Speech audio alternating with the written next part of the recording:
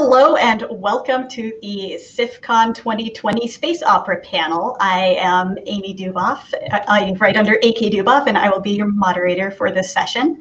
I would first like to introduce our wonderful panelists here. And Rachel, why don't you give us a little info about you?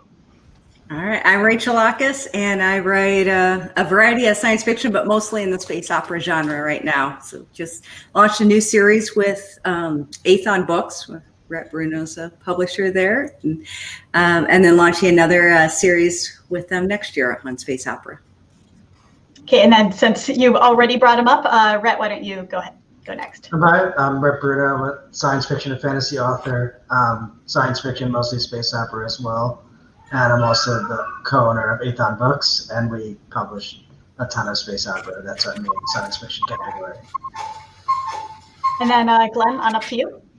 Okay. I'm Glen Stewart. I'm the writer of, I lost count of series, let alone individual novels, but I write a lot of space opera in various angles at the genre, for lack of a better way to put it. And Ken.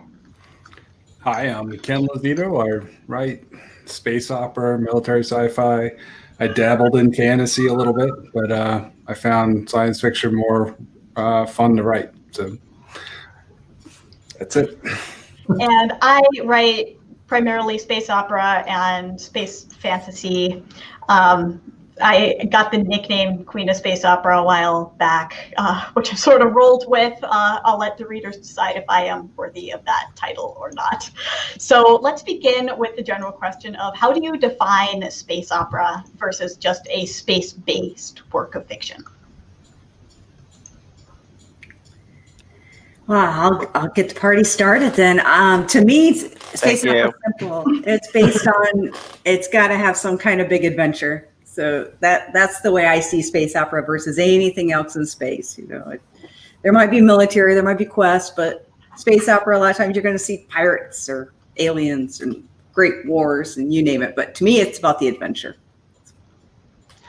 Yeah, I think in general it just has to be bigger than normal science fiction. Like for me, it's the same as epic fantasy and fantasy. It, to me, usually involves more than one character's factions at war, just a bigger story going on than just one guy on an adventure, which most of my space opera is one guy on an adventure. So I don't think it's super space opera-y, but I think it comes down to just being a big dramatic story with like war and bigger events like that. Yeah, I think it's wider in scope, or your story exists in a much larger universe. You know, I see it a little bit both ways, which seems to encompass a whole lot. It's about drama. In the same sense as soap opera is about character drama, space opera is about character drama. And instead of being a science fiction, it can be a science fiction story. What draws a distinction in my mind between a pure science fiction story and something I would call space opera is that the characters are the focus. And while for space opera, you usually have grand sweeping backdrops and great wars and massive conflicts, it also can be just, one guy on a handful of people on a ship, found family or whatever, because it's about the characters and it's about how they interact with those grand sweeping events. And it's about drama. That's what makes it opera. It's something that can be belted out by a mezzo-soprano on a stage without feeling absolutely ridiculous because it has enough drama for it. Yep. I agree with that. So what are some of the iconic books or movies that come to mind when you think of something that's really embodying space opera? Honor Harrington. Like David Weber, Honor Harrington, pretty much David Weber's entire oeuvre and writing stuff. But Honor Harrington was actually the first thing I read where I became cognizant of space opera as a separate thing. Older stuff I'm honestly not as familiar with. I am younger than I care to admit, and a lot of the real classic space opera is before my time, and I never read it. I'm in the same boat, but I don't know if I'm as young as you.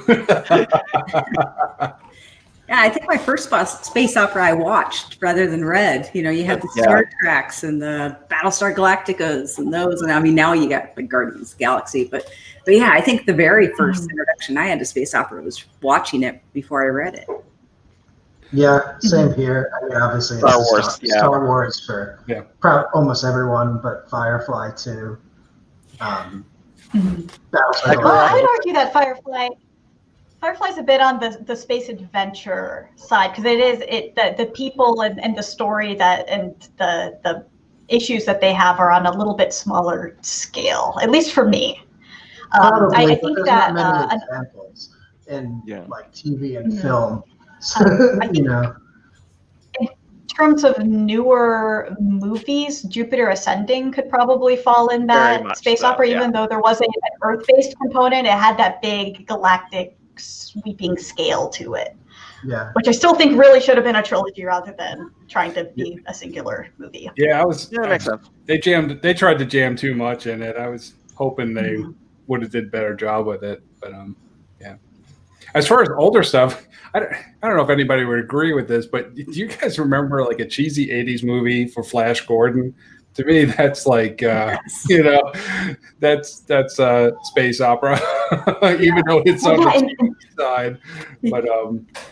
But yeah. Well, that's really how it started. Because the space opera moniker was coming out of the pulp fiction. So it was kind of that cheesy and melodramatic in the original classic sense. I think it's only more recently that it's gotten a bit on the serious side. Not that all of it is, but more so. Yeah, I'm guilty of it being serious, but also melodrama. Yeah. Yes. So building off of that, is there anything that you've seen classified as space opera that you would argue isn't, and what about it makes it not?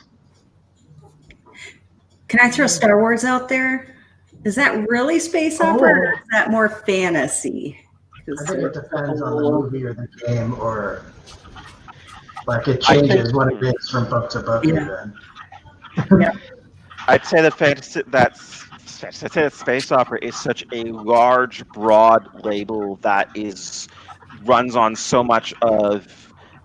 So what makes something a space opera is so fundamentally subjective that it's really hard to say that something is a space opera or something isn't a space opera, and it also ends up being such a big tent genre basically that can encompass a whole bunch of other genres. I would say the Firefly is space opera. I would say the Babylon 5 is space opera. You could argue both of those are not, but they have their character-driven dramas set in space, and there are extended stories. They've got melodrama out the wazoo. They fit everything I would call a space opera. But I can also see how you could argue that they wouldn't be. And I think it is such a broad genre, such a broad term. It's really hard to distinctly say that X is not space opera unless it's really, really down to earth. Like, you could argue that, say, season 1 of Stargate SG-1, where there's no spaceships whatsoever, you could say that isn't a space opera. But what the heck else would you put it in? Maybe planetary romance? But how do you call something a planetary romance, which is a term no one would recognize anymore except for some oddities like me, versus space opera where everyone will know what you mean, and it still covers Stargate SG-1 even in its early stages when everything was still taking place on planets. It's too big a label to say that something isn't space opera unless it just is really not on a planet, really like in one place on one planet. It's really the catch-all. Yeah, so that's interesting to think about that example of Stargate SG-1 season 1. So they go to other planets, which makes it interplanetary, but there is not a spaceship. So typically, I would have thought in my definition of space opera, there must be a spaceship in it. But perhaps it's just the travel to other worlds that's really more important versus being confined to a single planet. Exactly. Well, they established the spaceships in the movie, so I think we're aware of them being there. So I just don't remember season 1 that much. That's because season 1 was actually pretty bad. I Yeah. tried to rewatch it relatively recently. I had to start with season 3. I love Stargate Yeah, I think there SG-1, were- but my God, that first season. I There really were loved budget Stargate Atlantis. I things thought that with was that. actually, that It's had a always strong tough on opening, TV yeah. with budgets. Yeah, Atlantis is solidly in the space opera realm. Yeah. Yeah, so speaking of Stargate, so that has the iconic gate travel. So there are lots of different ways that you can go about getting to those other worlds that's such a critical component of the space opera genre. So what are some of your favorite FTL systems that you've seen? The Battlestar Galactica reboot, the jump drives, is one of my favorites because you can have limits and you can go as far as you want. Easily explainable and understood. That's what I liked about it. Yeah, I think it was by Scalzi. It was some book where the people are the drives, like they power the God ships. Engines, I think. Is that what it was? I think so. That was pretty cool. Which book of his? I think it's God a short. Engines, I believe it's called. I think it's a novella actually. Oh, okay. Mass Effect did good too with their whole Yeah, that was cool. relay. That was And fun. I like when there's limits to it because I always don't Yes. understand that. Like in Star Wars, somehow they're always right by a planet, which I get, but like there's so much space. And they call it light speed, but yeah. All right. Sorry, they recently poked that sore spot in The Mandalorian, so let's not go there. Yeah, I haven't watched episode 2 yet, so. Yeah. Nice. I tend to fall back on the two that we have some scientific support for, which is the Alcubierre drive and Einstein-Rosenberg bridges or wormholes. They're the easiest ones that we can remote. If I'm trying to write something that I think is going to be more believable, I'll tend to lean on those two. But as I go on, I've also moved away from using those two just because eventually make it up as you go along. Just set a bunch of rules, whatever fits the story.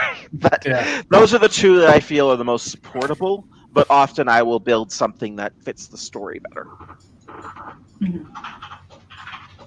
Yeah, I really like the general jump drive idea of being able to go from point to point.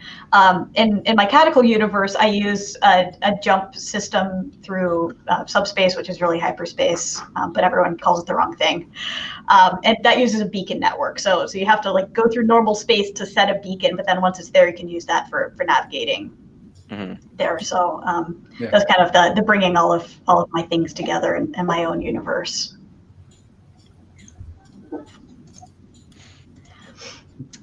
So let's see. So we're going to other planets. Are aliens a component that is necessary in space opera, or you have to have some kind of antagonist there? But does it need to be alien, or what? How do you see that? I say absolutely not. You don't need aliens for space opera. Your enemy could be other humans. It could be nothing alive. It could be AI. It could be yourself. It's space opera. It could be space. Yeah. I've never written a space opera with aliens. My one book with aliens is not a space opera, for sure, because it's one planet. I do both, just because it's I fun. do both. Especially because I can exemplify certain. I don't make a true alien where we can't communicate at all, although that seems like a fun idea too. So for a future series, but I do both where I can exemplify certain parts of intelligent species, us, and show how we would interact with that. So I like doing both. Yeah. Space opera aliens are. You can't really do humans in funny suits anymore unless you're justifying it as part of the story, which I do in one series I'm writing. But it also, in space opera, you can get away with comprehensible aliens much more than you can in other science fiction. And I feel there's less of an expectation that you are going to go to the nth degree to make your aliens truly super alien. I mean, I don't actually think that we're going to find aliens that are truly super alien. I suspect that to have space travel, you're going to run into creatures that think along very similar lines, so it's just end up with very similar technology that does the same thing. And that informs the aliens in my space opera. But you don't need aliens. You can also have humans, just regular humans, or humans who are, through transhumanism or cyborg modification or something else, have become inhuman. Or even just living on a different place, they kind of sort of grow up Yeah. differently. Most of my stuff is about ideological clashes between humans, or ideological clashes between people, and sometimes the people aren't humans, but mostly they're humans. That's where the fun stuff is. Exactly. So, how big of a scope do you need to have it enter into space opera versus just a space setting? So you have something like gravity that they don't even leave the orbit of Earth. So how far out do you have to go to have it enter into the space opera realm? I think at least multiple planets. Like The Expanse, most of the show and books so far is just in our solar system, which is where a lot of space operas take place. All of mine are just our solar system, but I feel like if it's just Earth and even the moon, it's probably not big enough to sort of align with the other popular space operas. And that's really what it comes down to, is does it fit in with the other things? Because in the end, everyone's kind of just slotting things into categories, but is it actually that is the question. Yeah. Does it fit with the rest of the genre? I would say, yeah, like Rhett said, at least several planets as a rule. I could see you doing a space opera story where you don't really leave like Earth orbit, but it would, for it to qualify as space opera, you'd need to have an outside influence coming in from deep space, I think. Like you could argue that Independence Day, or certainly the second one, from what I understand, if I have never got around to seeing it, would qualify as space opera. Even though, at least, even in the first movie, they barely leave Earth, I would still say that the movie could be dropped with a little bit of squeegeeing the term into space opera. It's got the drama part of it for sure. Yeah, I'd say maybe the more localized the setting, the further apart certain components of it would need to be. So like you could have something just set on Earth, but then you need to have this very, very different extraterrestrial force coming in. But you could have a very, very human conflict that was set out very, very far away and not have any kind of extraterrestrial influence, but just the setting would then compensate. So it's sort of like a sliding scale where you need to adjust for one or the other to keep it in the realm. Yeah. Alien ship battles help too.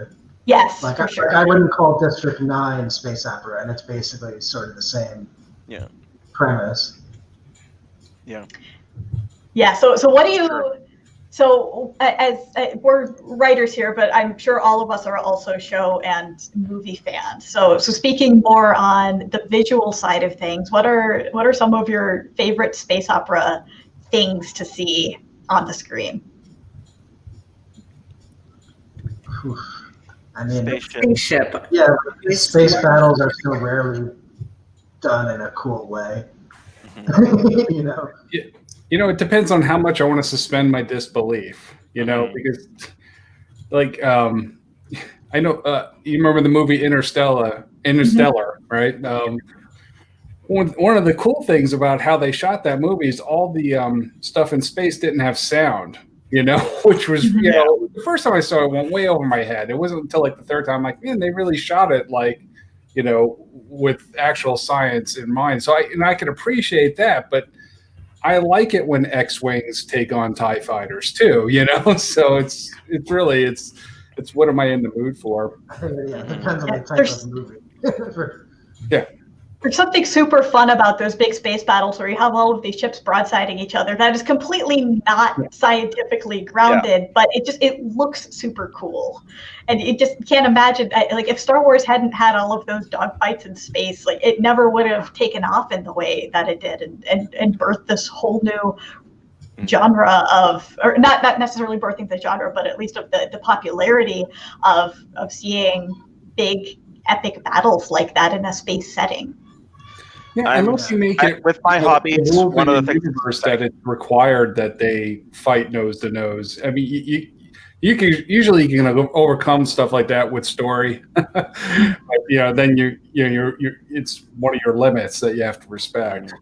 Yeah. Go ahead, Glenn. Given my own personal hobbies, one of the things I like in visual settings is shiny spaceships and a Lego license. Yes. I think I might be able to. Oh, show yeah. Ooh. Very cool.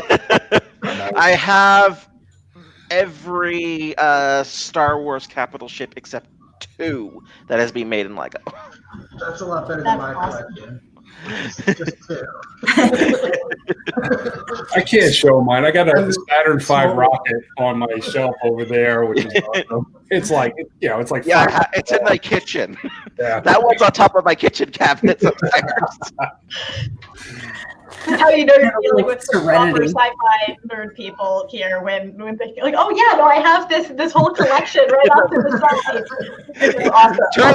Turn the camera 30 degrees and you can see 6 Lego starships in my office. I'm so sad that most of my stuff is in storage, but rest assured, I at least have a wall tapestry behind me. So. Oh, I thought it was one of those fake backgrounds. Oh no, that is real, my friend. Well, so we've done a little bit of looking at the past. So how do you think space opera has changed over the years, and kind of where do you see it going in the future? I think people want it a little more realistic. Like you can't have the people in a suit type of shallow characters and storylines anymore. I mean, you certainly can write it, but if you look at they just want a little bit more realism. I think people are really into that, and in certain cases, a little bit closer to our timeline. It just seems like there's been a trend that way too. Sorry, Connor. Oh, I'm sorry. Okay. Yeah, I know. I mean, space opera's been crapped on when it was first created. I mean, the whole term was kind of saying, yeah, you guys just space opera, you're the good old stuff no one cares about. And the fans have made it into a big thing. I mean, it's respected now. It's a genre that you can say proud that you write it. And so I see it just continuing to evolve in whole new ways. I mean, I think there'll be some cheesy space opera out there. I think there'll be some uber realistic. I think we'll probably start seeing some more space opera subgenres to that, because right now we're kind of the McDonald's of the science fiction world. There's so much that's falling into the bucket. And so I think it's just going to keep evolving and growing. Mm-hmm. Just remember being at Book Expo a couple of years back, and we set up we had a full booth, we had a model spaceship, and we had this big banner across the back wall of space opera.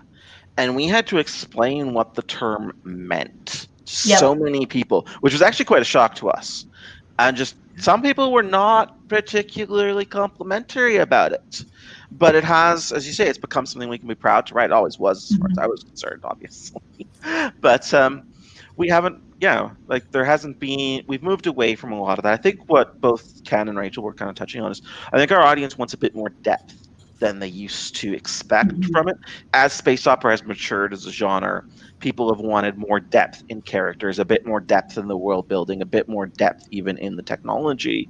I don't necessarily know if what they're after is more realism. One of the things I have found myself is stepping back from harder realism has actually been quite positively received by my audience. So I find that one interesting. But the focus on characters, I think, and wanting that more depth in all the components is what I've been seeing. And I think, as Rachel says, it's because it's such a big tent term, because it's the McDonald's of science fiction. I think we're going to see a lot more subdivisions. I think we're going to see the space fantasy sections we were talking about this morning, Amy, separate itself out a bit more. We're going to see military SF, which is kind of half in and half out of the space opera genre, carve out its own space a bit more clearly, and similar sorts of things. Yeah, I think kind of books go as TV and movies go popularity-wise, and the technology now lets those things be on TV and movies. If you look at what Firefly looked like, as much as people might like it and the characters were great, but I mean, they basically were living in the West in space, which kind of didn't make any sense, compared to a show like The Expanse and just on a TV budget what they can make it look like. I think more so than it being real, people want it to look real, and now it can. Like even the Mandalorian, the new Star Wars movies, everything looks amazing now. So I think that will make it more mainstream, which books will follow, just like genres usually do. Yeah, there used to be a lot of sci-fi other worlds that looked suspiciously like Vancouver, BC. It was so weird. Now everything, and it all used to look like California. Now, they film it in boxes. Yeah, what was it about Canada kind of kicking off the whole space? Vancouver was cheap. Yeah, Vancouver was cheaper than Hollywood. Everything on the CW is filmed in Canada. I think Vancouver still. Vancouver and Toronto. Well, not Toronto right now for obvious reasons, but Vancouver. Yeah, because you have Dark Matter recently, and Stargate was all BC. Yep. Yeah. There's this one. I believe BC did a bunch of subsidizing the film industry around that time. So a bunch of shows moved up there to take advantage of a friendly fiscal and governmental environment. Yeah, and all of the special effects houses opened up to support that, and then they could provide very cost competitive services compared to those based in the States. So it just kind of kept feeding in. Yeah, there's the scene I remember in one of the episodes of Stargate SG-1 where they're on a desert world, and there's this one shot where you can just see this nice fir forest over the crest of the sand dunes. Like, oh yes, that's definitely a desert world over there. But I find those kinds of things charming personally. I like the campier sci-fi. I think there's a place for it in there, and it's getting back to that root of the genre. That's just the fun part of sci-fi. It doesn't need to be serious and telling this big tale, but I think there also is a moral message that's in a lot of it, which is definitely a hallmark of sci-fi in general. So if anyone in the audience has some questions that they would like to ask our panelists, please feel free to enter those into the comments section on the various streaming platforms, and we are happy to get to those. So what are just some of your favorite shows that you feel embody the space opera realm, or books for that matter? I'm not allowed to say mine, am I? Yeah, really. I really think they're my most favorite. Yeah. I think that you should be proud of the work that you create, and feel free to talk about some of your series and why you think it's space opera and a good example of the genre. Yeah, I mean, for me, it's probably games, because that's what I got from space opera from most. I would say, I don't know if anything will beat Mass Effect just on pure scale of a trilogy. I mean, that was basically movie-esque. Knights of the Old Republic, I was like 13 when that came out, so that was pretty formative. Mass Effect Remaster was announced today, if you hadn't heard that yet. Yeah, I saw that. I saw that. I'll lose a week of work just for that. I like anime too. So have any of you seen Harlock, the space pirate? Yes. I thought that was well done, and that's a space opera. Yes, very much so.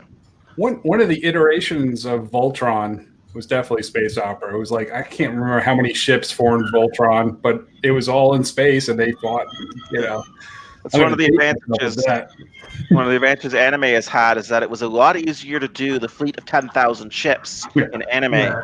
So there's actually a bunch of space opera, and I literally know very little other than that this stuff exists because I don't understand Japanese. So, but I am cognizant of the fact that there are some true epic grand space operas done in anime with thousands of ships and empires of hundreds of worlds. And those kind of clashes being done on screen, because you could do that far more easily in animation than you could in CGI or with models or whatever. I think we underestimate anime as a part of our genre. Yeah. So we're getting some questions about diving more into FTL. So what... you said that it should have some constraints to it to really be a good FTL system. So what what do you think is an appropriate level of constraint that isn't going to completely cripple your story? Depends on the story. It depends on the situation. If you're trying to so to give an example, because how this worked is actually integral to the story. In the book I'm working on right now is the third book of the Scattered Stars series, and in this setting, how big a ship is dependent on Nova Drive, and how far it can go is dependent on what type of Nova Drive it has. If you've got a big ship and big and the setting is not very big, it could jump It can jump quite long distances, but it also has a minimum cooldown time. So it can't jump around a system very easily because it's got a 20-minute minimum cooldown. But if you've got a smaller ship, it's got a 1-minute minimum cooldown. Suddenly you can do tactical FTL. So their entire, we ended up with starfighters basically in the setting because you could do tactical FTL in something that was that small in a way that you couldn't do with a larger warship. And so the constraints were built. Well, the constraints were built to create the situation. I started with what I wanted. I went the other way around. I went back to the constraints of the FTL drive.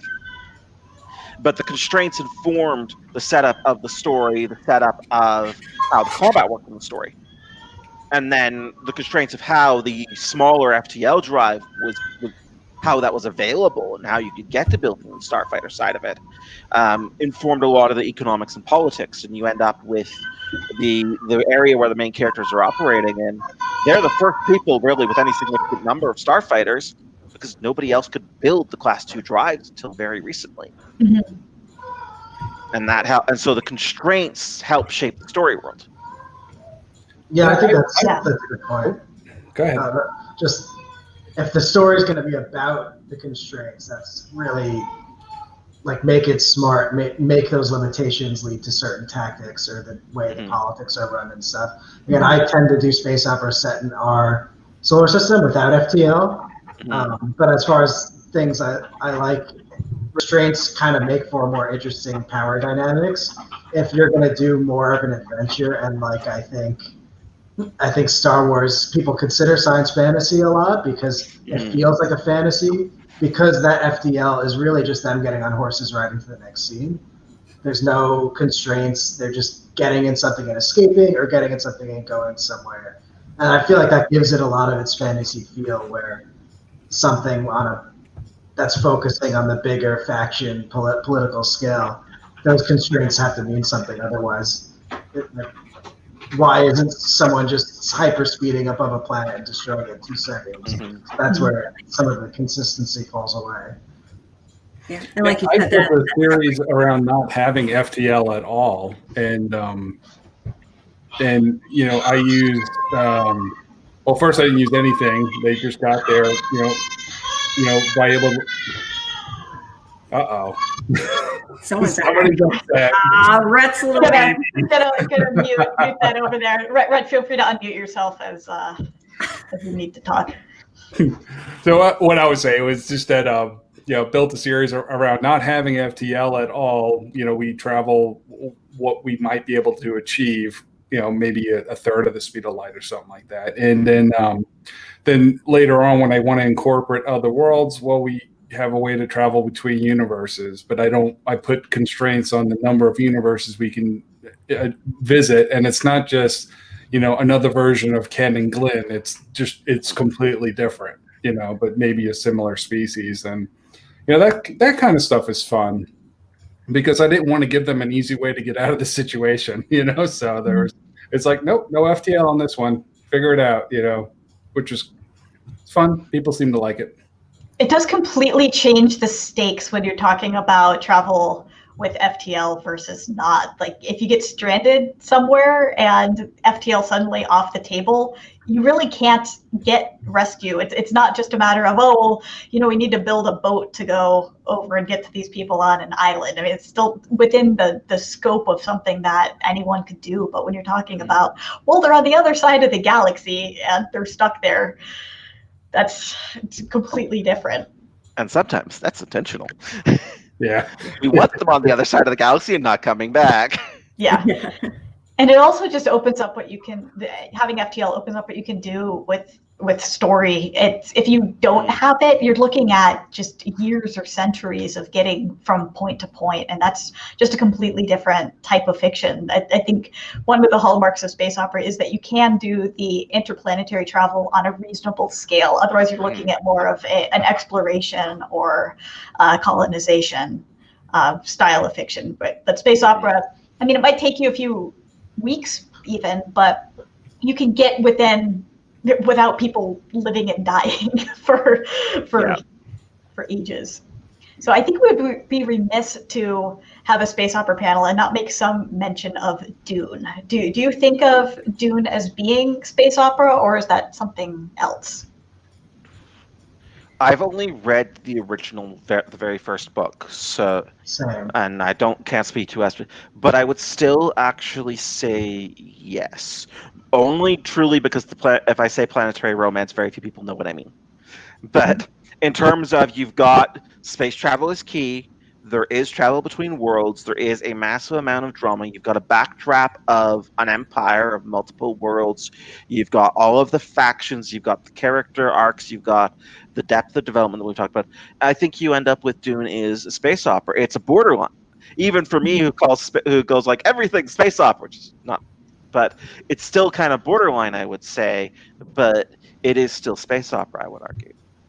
Yeah, it kind of goes back to the sliding scale that we were talking about before, where though it is most of the story does take place on one planet, though there are other planets that have featured scenes.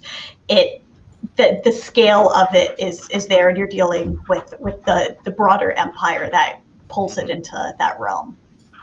And certainly the FTL method there of the spice and the folding of space is there. So that's right there on the line of, well, is it fantasy or sci-fi? Because it's so far in the future. I mean, it sort of can fall under the Clarke's third law idea. Any sufficient magic is indistinguishable from technology and vice versa.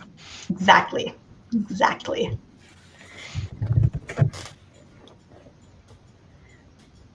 So let's see.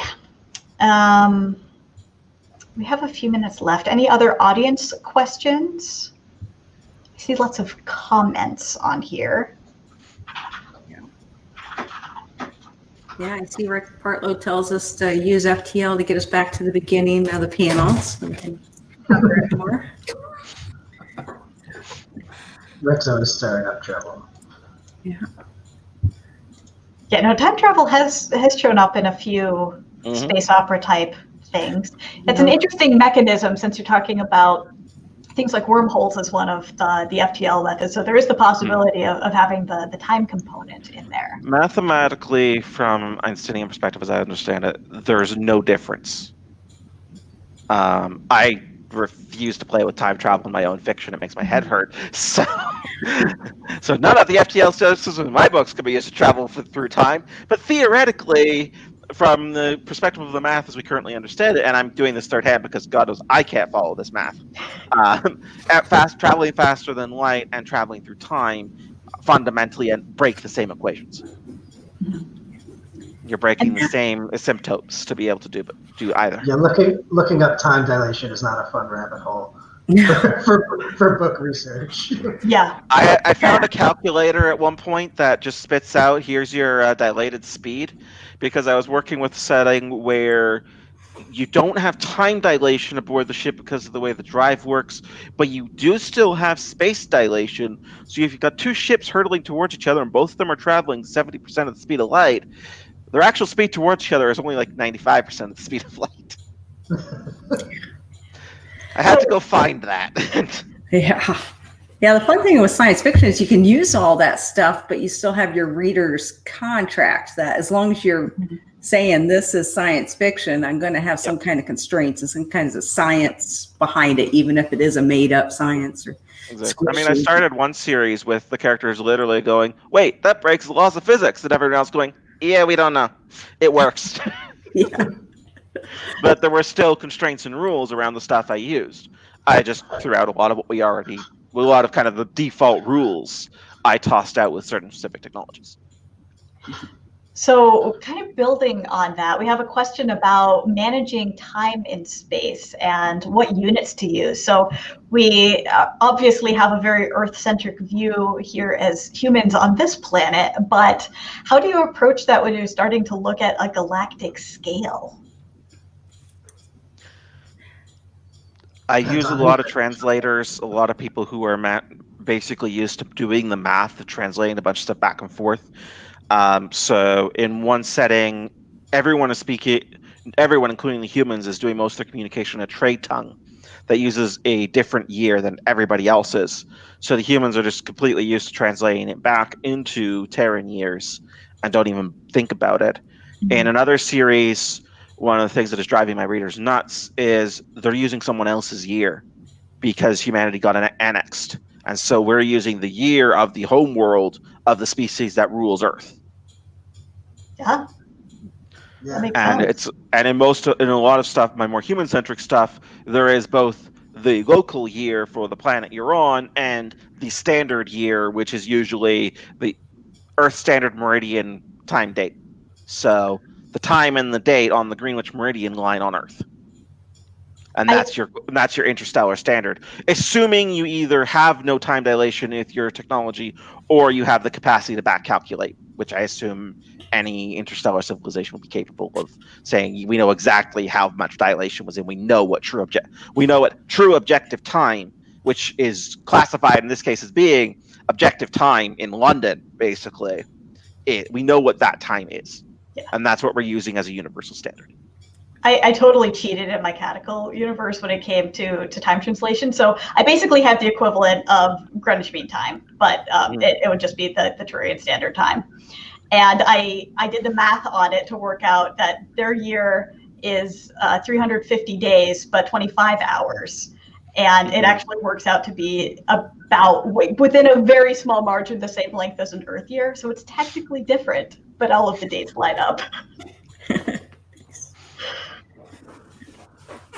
Yeah, and I'm a strong component of using metric in my sci-fi as the standard. I'm a Canadian, sorry. It's all metric except heights. Yeah, I used Imperial once and reviews yelled at me, so I switched over to metric. Yeah, I primarily use metric, but occasionally when I want to say something that's a few feet away, I put it in there only because I know majority of my audience is in the United States. And sorry, world, I'm catering to them. I love you guys. There's a flow chart floating around of how you measure things in Canada, and it's a Byzantine, multi-layered, multi-level mess, and it's about right. If the distance is under about a foot, you measure it in centimeters. If it's between about a foot and 300 feet, you measure it in feet. Between that and a kilometer, you measure it in meters, and above that, it's in kilometers. But if it's beyond about 10 kilometers, you're measuring distance in time that it takes to drive it. Well, that sounds lovely. I don't think readers would necessarily appreciate that. You can't do that to your readers. You just can't. But I do think when you're dealing with an interplanetary journey, you would look at things in terms of how long it would take you to get there, especially if you don't have an instantaneous measure of or method of the FGL. So. Yeah, these are all definitely things to keep in mind. And you can definitely tell when consuming media when there's a mismatch of how those things are discussed. So I think that just goes to the overall world building and making everything feel real. Does it make sense how people are talking about things based on how they interact with their surroundings? Yeah, I define it in a spreadsheet and then go from there. Same thing with how many people are on a ship and what kind of ships, and that's why I can keep track of losses if it's a war, more of a space war type interaction. Otherwise, I have to keep it straight. Take as many notes as you can stand. I don't take enough. Yeah, that's what the editors are for. My outline's usually 3 paragraphs. I couldn't write at the speed I write without the outlines I have. I used to do that, and it took me twice as long to write a book. Yeah. But that's my lesson. That's the lesson I learned along the way. I did think of doing a space opera series for fun where I made the world adopt the imperial system. Some kind of funny thing, and this way I could say miles and inches and all that. David Drake used that to really interesting and really good effect, I think, in the Republic of Cinnabar series. Okay. Where he had each group where, for his own convenience, the protagonists were the ones using Imperial, but he was using it as a distinguishing factor between the two sides. One side used Imperial and one side used metric. And he had a foreword on all of them where he was basically going, this is simply to show that these two sides are using different measuring systems, because 5,000 years in the future, they're not going to be using either of these. Yeah. Well, why don't we each go through and let everyone know where they can find you? So Rachel, will start with you and then work down the line. Okay. RachelAukes.com. And I'm also on Twitter, Facebook, but definitely through my website where you can also sign up for my newsletter. Those are the two ways to stay the most current on everything. I'm crappy on Twitter and Facebook for keeping up to date and posting updates. So those are not the best. Right now, all my books are primarily on Amazon with Kindle Unlimited. I also have stories on Wattpad because I'm a Wattpad star there. So I keep some things there and got some new space opera coming out in this next year, a new series. Cool. So and Glynn? I have my website is glenstewart.com. As a general rule, on Google or Amazon or just about anywhere else, if you could spell my first name and spell the word author, you'll find me. My books are all on Amazon on the Kindle Unlimited program. They're all in print. There are, I think, 50 of them. I have lost count. I'm not going to pretend otherwise. I just launched a space opera, military SF, Raven. God, I'm sorry, losing track. We just launched a space opera novel, the 8th Duchy of Terra novel, in October, and we are launching a space opera military SF novel, Raven's Course, from the Peacekeepers of Soul series in November. Pre-order will be dropping on Tuesday. You'll see that either on glenstewart.com or on my Facebook page at Glen Stewart Author. Nice. And Rhett? You can find me on rhettbruno.com. Like everyone else, most of my stuff is on Amazon. Easiest way to reach me is through my newsletter. I'm on Facebook as well, Twitter as well, probably on Facebook more. I have maybe another space opera book coming next year, depending on what happens with it. I don't write as fast as these guys, so waiting to see where that lands. But yeah, I've sort of written a bunch of stuff away from space opera, and now I'm trying to come back and do some series in space opera. And Ken? All right, you can find me at kenlozito.com. I'm on Amazon. I've just released a new space opera series called the Federation Chronicles. It's the name of the first book is called Acheron Inheritance. And it's been out for, I don't know, a little over a month. Audio is out there. It's all good. And I'm currently working on the 11th book in the First Colony series, which will be out in mid-December. And who knows? Audio is at my narrator, when he's open, so I have to reach out to him. The challenges of having a popular narrator. So you can find out more about me at amyduboff.com. Catacol.com will take you directly to the Catacol Universe landing page on that site. I have a new third book in a trilogy co-authored with T.S. Bellman that just dropped at the end of October, and we have another book 3 in another trilogy coming out on November 13th, that one with Lucinda Embry. And more are forthcoming. So thank you so much for attending this session, and thank you to all of our wonderful panelists. I hope you have a great rest of your SIFCon. Thank you. Thank you. Thanks.